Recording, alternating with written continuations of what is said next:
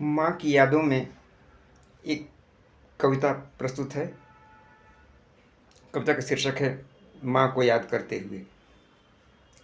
मेरी माँ एक कुशल गृहिणी थी। खाना बहुत स्वादिष्ट बनाती, मिट्टी के चूल्हे में उपले जलाती, उससे उठते धुओं की बिल्कुल परवाह नहीं करती। दाल चावल रोटी सब्जी के अलावा वह और कुछ भी बनाती थी, जैसे कि डोसा, ढोकला, कढ़ी, समोसा, जलेबी, लौंगलता और गुलाब जामुन, रसमलाई, लड्डू भी। पिताजी स्कूल में हेडमास्टर थे। वे माँ से कहते, तुम यह सब पकवान बनाकर बच्चों को चटोरे बना रही हो। माँ उनकी बात पर मुस्कुराती हुई कहती, बच्चे चटोरे बने तो बने, आप मत बनना। पिताजी यह सुनकर चुप्पी साध लेते। तब दरवाजे पर अक्सर आया करते भीख मांगने वाले। वे खजड़ी बजा बजा कर भजन भी सुनाते। माँ कम से कम 5 भजन उनसे जरूर सुनती। उनकी झोली में आटा चावल तो डालती ही, 2-4 लड्डू भी डाल देती। मुझे याद है, एक उलझे सुलझे बालों वाले बाबा आते। उनके हाथ में मोरपंख की झाड़ू होती। उन्हें लोग साईं बाबा कहते।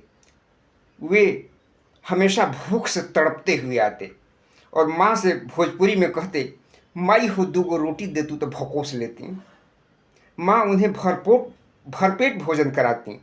माँ उन्हें भरपेट भोजन कराती। वे भोजन से तृप्त होकर हम बच्चों के सिर पर मोरपंख का झाड़ू फेर कर कुछ मंत्र बुदबुदाते हुए आशीर्वाद देते और चले जाते। माँ बहुत पूजा पाठ करती। उनके सबसे प्रिय देवता थे शेष नाग पर विराजमान रहने वाले विष्णु भगवान।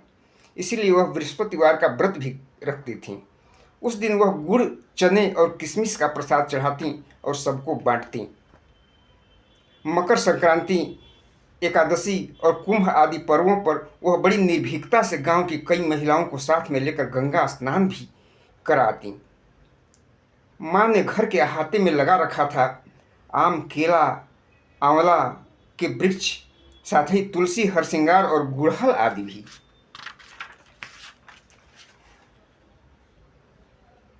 माँ का मायका यानी मेरा ननिहाल था तो नज़दीक ही, पर वहाँ जाने के लिए गंगा नदी नाव से पार करनी होती। हाँ, गर्मियों में पीपे का पुल बन जाता था उस पार जाने के लिए।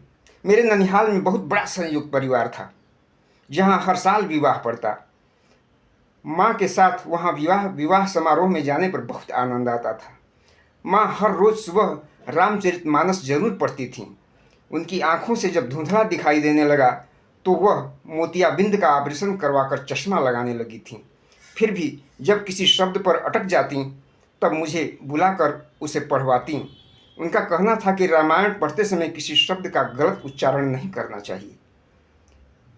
होली के दिन जब सब लोग एक दूसरे को अबीर, गुलाल और रंग पोत रहे होते, माँ पिताजी को ऊपर छत पर भेजकर सीढ़ी का दरवाज़ा अंदर से बंद करवा देती, क्योंकि गांव की एक महिला तब बुजुर्ग लोगों पर गोबर का घोल डालने के लिए गलियों में घूमती रहती थी।